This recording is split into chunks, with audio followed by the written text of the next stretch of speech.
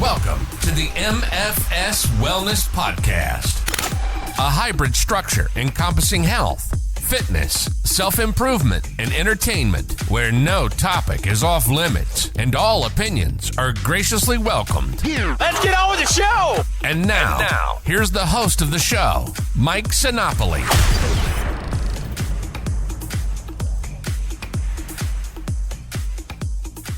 Welcome to the MFS Wellness Podcast. I am Mike Sinopoli, certified nutrition coach, consultant, counselor, call me whatever you would like. On this episode, we are celebrating April Fool's Day. With that being said, I am going to rattle off some of the most incredible, amazing foolishness within the fitness and nutrition space that I ever so abundantly ramble about every which way, wherever I'm at, because that's just kind of what I do. And that's why you're here and you're listening. And, you know, I always say it at the end of the episode, but I'm going to say at the beginning of this one, I really appreciate anyone who listens to this podcast. Like, I really do. Like, the fact that you'll take some time to listen to me talk is just, I can't even stress to you how grateful I am for that. I enjoy doing this. It's just, you know, small time thing. I got some people who have been on it, have been giving me some feedback, who listen. I love every minute of it, so I really appreciate it, and I hope I can give you guys some good info as we keep things going here. This is actually the 50th episode here, so I'm kind of excited about that, and I'm coming up to about 1 year since beginning this thing. I started this in late April of 2022, so it's looking like I should get about 52 episodes in for sure within a year time frame, which is averaging about once a week, so I like that. I think that's enough. I think you don't want to hear me talk even more, but if you do, let me know. I don't care. I'll try to do this more, but whatever. So anyways, foolishness in fitness and nutrition is where we're going here because we're going to celebrate April Fools just like that. Given this time of year, it is April 1st. It is 3 months from New Year's Day of 2023. So where are you with your New Year's resolution? And that's my first foolishness. New Year's resolutions, in a sense. To me, New Year's resolutions are procrastination. They're, well, I'm going to do better after the holidays. I'm going to just gorge on all this stuff from Halloween to Thanksgiving to Christmas to New Year's Eve, and I'm going to just go nuts. And then, you know what? First of the year, I'm going to go and be Mr. or Ms. Healthy person. And typically, this is nothing more than what I just said, a procrastination. I think we need to start now. I think we need to begin doing better regularly, not starting some new life when the calendar changes, because you know what? You're not going to be a different person from December 31st to January 1st. It's not real. It's a mental lie we tell ourselves. I've been there. I've done that. So right now, you can look back. Did you make a New Year's resolution, and how are you doing on it? If you're still going with it, great. Good for you. That's awesome. This is not applicable to everybody, but most people fail on their New Year's resolutions, give up on them.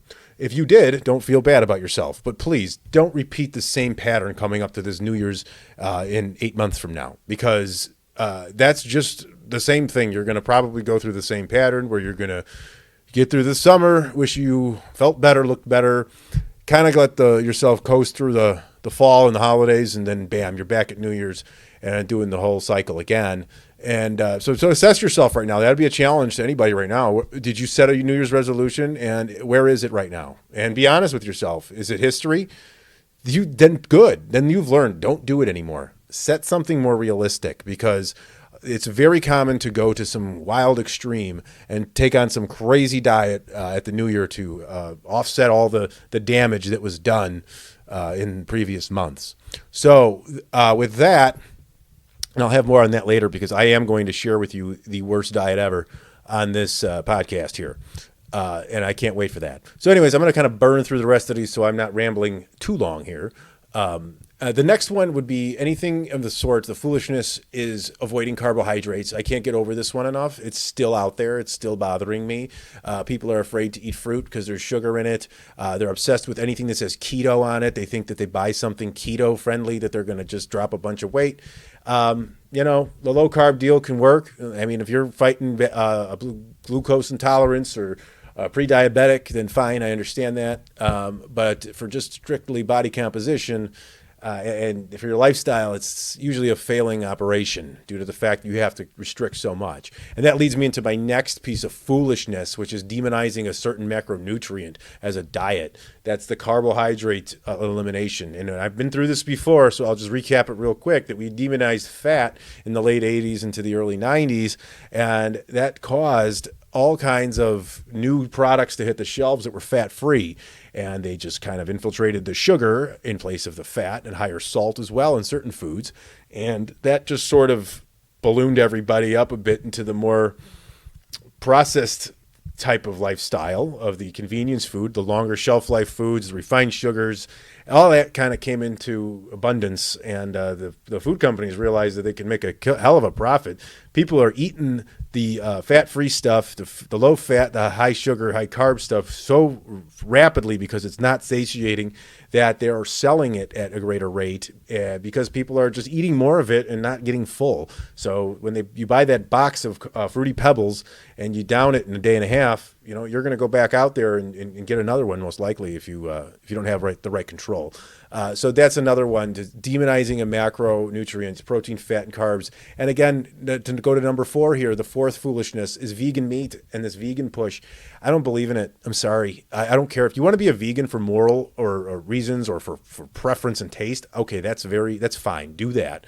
But just know what you're doing with it. You can be very healthy on a vegan diet, like I've said before. You can gain muscle. You can burn fat. It just has to be done right, like anything else. But as far as it being something that's toxic to us, that meat is toxic. I don't believe in that at all. We've been consuming meat as a species for longer than we know. And these processed foods have just reared their ugly heads only in about last 30, 40 years. So that's kind of telling you that where we're at with our sedentary lifestyle, processed shit, fast food, that's what's doing it, not your eggs and your steak. So I'm tired of it. And I'm not going to go buy some factory meat substitute just to appease these people. Nonsense. I'm not going to use paper straws either. Fuck them. I'm not doing it. I'm tired of it. I will reject paper straws from now on. I think it's the dumbest thing I've ever seen. We use plastic all everywhere else, and we're going to save the world with these fucking straws.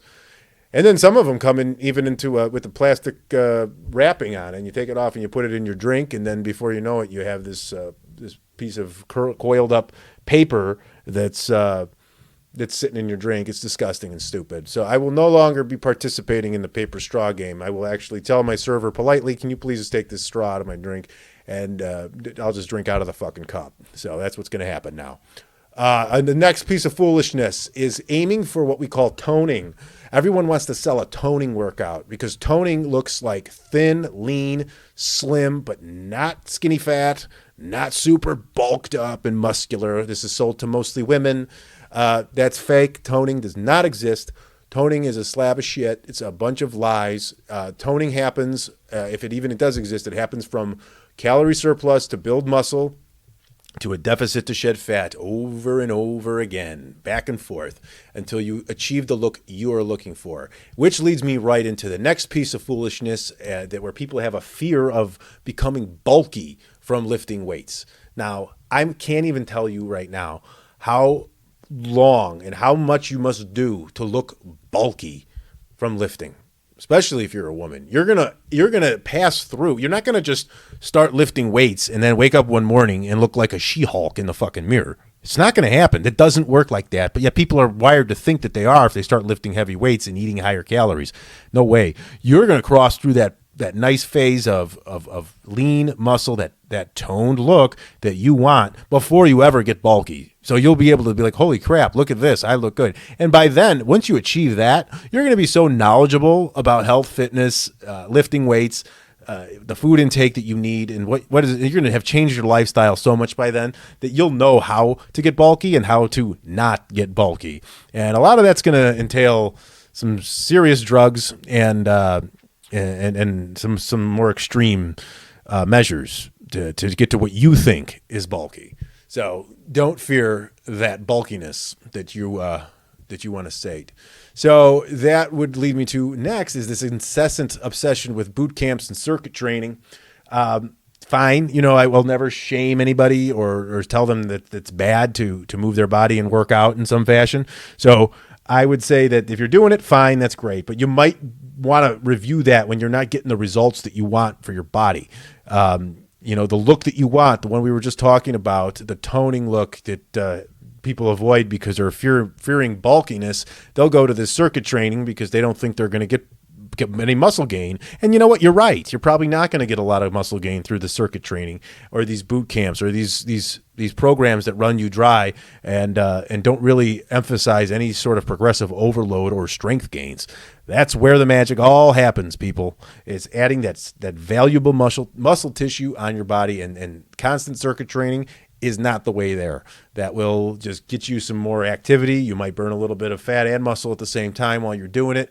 But like I said, keep doing it if it's your only form of activity, but you might want to think about changing that up at some point. And to go along with that, once you get your diet right, everything, foolishness number, whatever this is, unnecessary supplements. Now, we have so many supplements available to us. We don't need the vast majority of them. A lot of them are because our food is lacking so much nutrients that we have to go to the store to buy supplements. Sounds very conspiracy to me, right?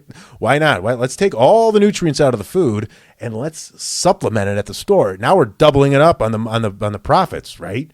So you make your food like shit, so they have to buy the pills in order to get you the nutrients, right? That's kind of what's going on a little bit. But most of it you don't need. BCAAs, glutamine, all that stuff. Like I've said before, caffeine, whey protein powder, creatine. Those are probably some of the best ones you can do. There's a few others that may have some benefits otherwise, but those are primarily the three if you're looking for body composition. So I understand there are supplements that can help with other things, and I'm not knocking those right now. But from a fitness standpoint, from a body composition thing, you just got to eat right overall. Which leads me into diet hopping as a ragingly foolish idea. Diet hopping gives people buy into false hope from diet to diet, thinking one's going to fit them. That's not how it goes. You're probably not going to find a diet that's already existing that's going to fit you forever. It's going to be tweaks to it. There's going to be changes. There's going to be frustration, and a lot of them are too restrictive to ever keep up. So that's why you see people like, I'm going to try this. I'm going to try that. I'm going to try this. Even diet hopping back and forth onto the same one. So if you go on a program and you lose weight and then you gain it back, but then you feel like you have to go back on the fucking program, it doesn't work for you because you have to keep going back to it. The program's created a dependency. You are dependent on the program. Or you cannot do it. You cannot maintain a good physique or weight without the program. Now it has you. So you need to figure out how you can do it without it after you're done. That's the challenge. And that's not what diets usually teach in most cases. So it's about keeping that going forever because it's not a short process. You don't just go through a 3-month phase and bam, you're now this person and you'll just stay that way. Not going to happen. As much as we want it to, it will not. So this diet hopping fad, this try this, try that, go, hey, all my friends doing this, I'm going to do it with my friend. And forget it. You got to do it for you. Look in the mirror. Forget what your friend's doing. Let them do their thing. Do this for yourself by yourself. That's the best way to go, and focus only on you. And if you want something, figure out how to incorporate it into your life and how to do it, how to keep that there. Because you don't want to restrict too much. Too much restriction, you just explode in the other way. It will happen all the time. It's just human nature. We don't want to be restricted for too long from things that we love. And food is one of those things. So we have to find a way to do it the right way. We don't want to become a prisoner in our own bodies from poor health, but we also don't want to become prisoners from things that we also like. So we got to just kind of draw some sort of gray area for ourselves where we can do both and live the best way and go on autopilot with it. So we're not inundating ourselves with thoughts of constant food and guilt and shame when we do decide to eat something that we do love. So there's a diet mentality there that when you start eating something you enjoy, you almost have a guilt that hits you because you're so wired to think that dieting has to suck that if you start to like something on it, you're going to right away self-sabotage and feel like you're fucking up, and you're not. That's a shame that it's like that. But it is what it is. Focus on what you resist, please. If you're resisting something, you're not getting the results, but there's something you're resisting. You got to focus on that. You got to tell your coach, you got to tell yourself, your trainer, whoever it is, well, I keep resisting this. That might be exactly what you need to change to progress more. So don't be afraid of focusing on what you resist and facing it. You're going to have to do it at some point, in my opinion.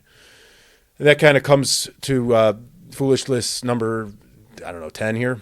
Operating with self-hate, disgust, and self-sabotage. Forget all that, because that's kind of the next spot that kind of goes along with it.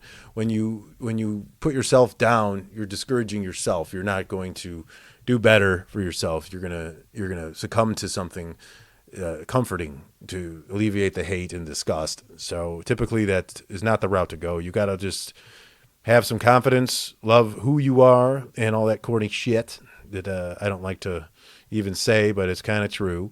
You got to do it because you love your family, you love yourself, you want to be here. You don't know what's on the other side, most likely. We all have our ideas of what it is. Our soul resides within our body. Our brain is part of that.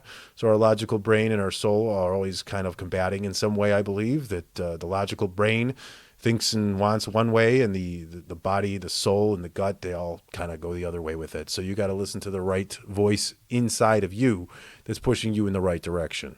So getting that under control is a massive undertaking for most people, and most people never learn that they have to do that.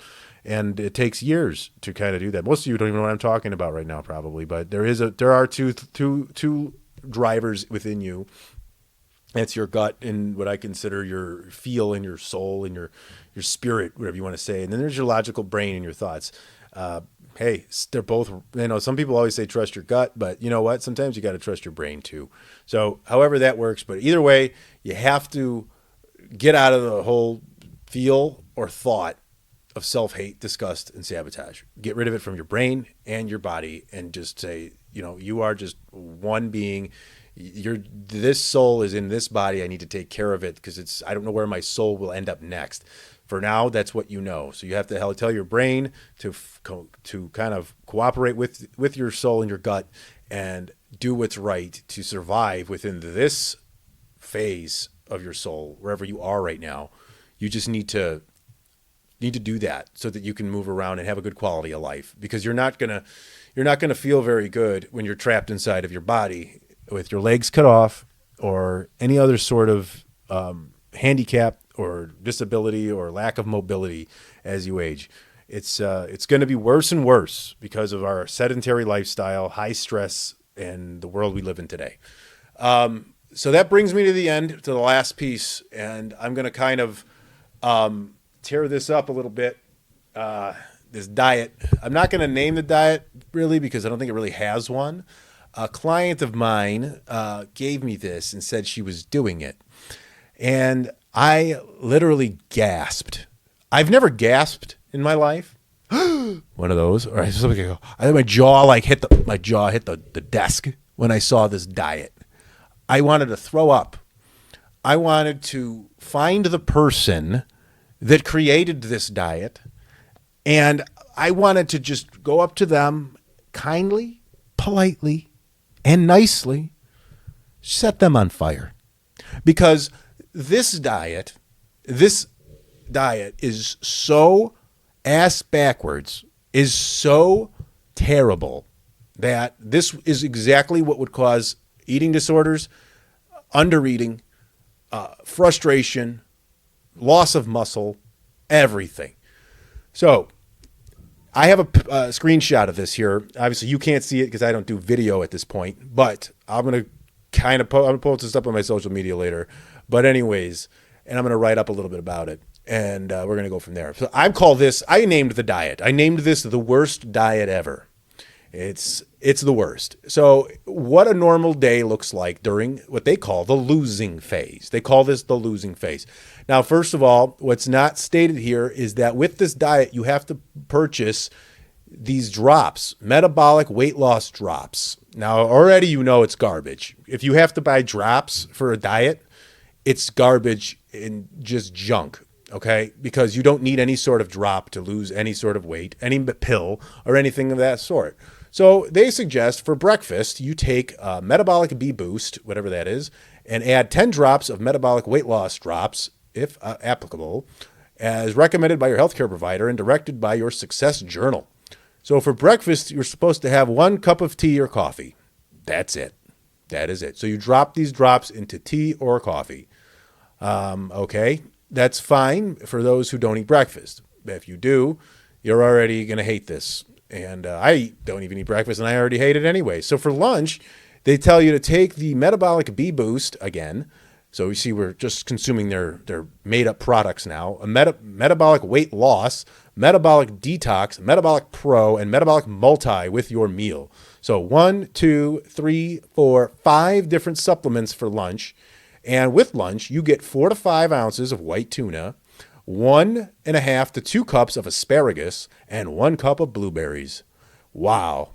I would rather honestly just throw up and eat my puke, because that is so awful sounding to me.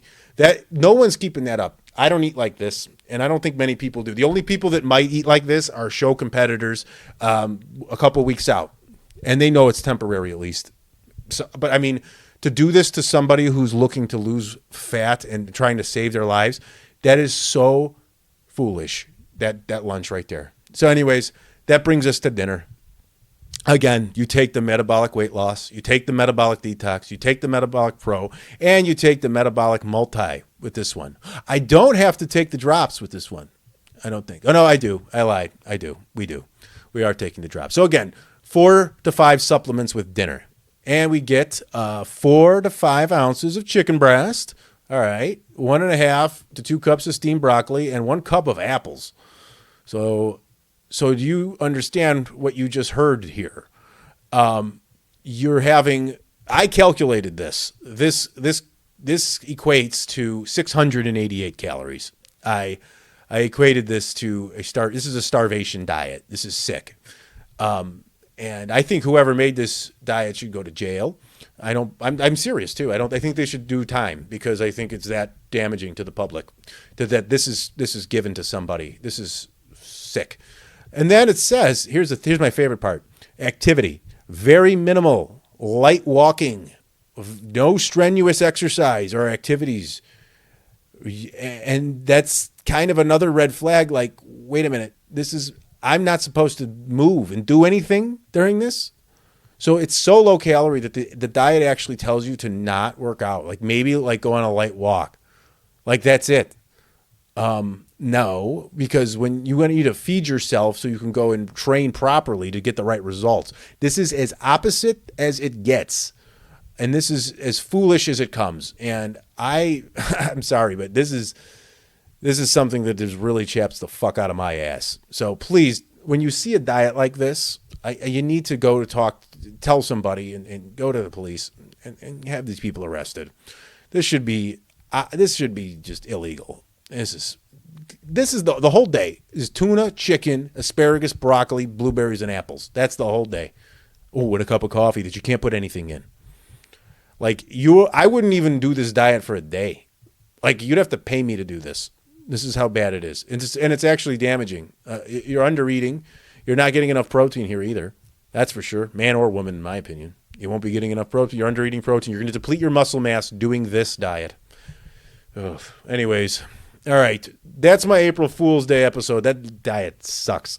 It really bothers me. So if you ever see a diet like this, I love to ridicule this kind of crap and make fun of it and expose it, because I think it's so destructive to people. I'm so passionate about this that I do feel bad for people that think that this is what dieting has to be.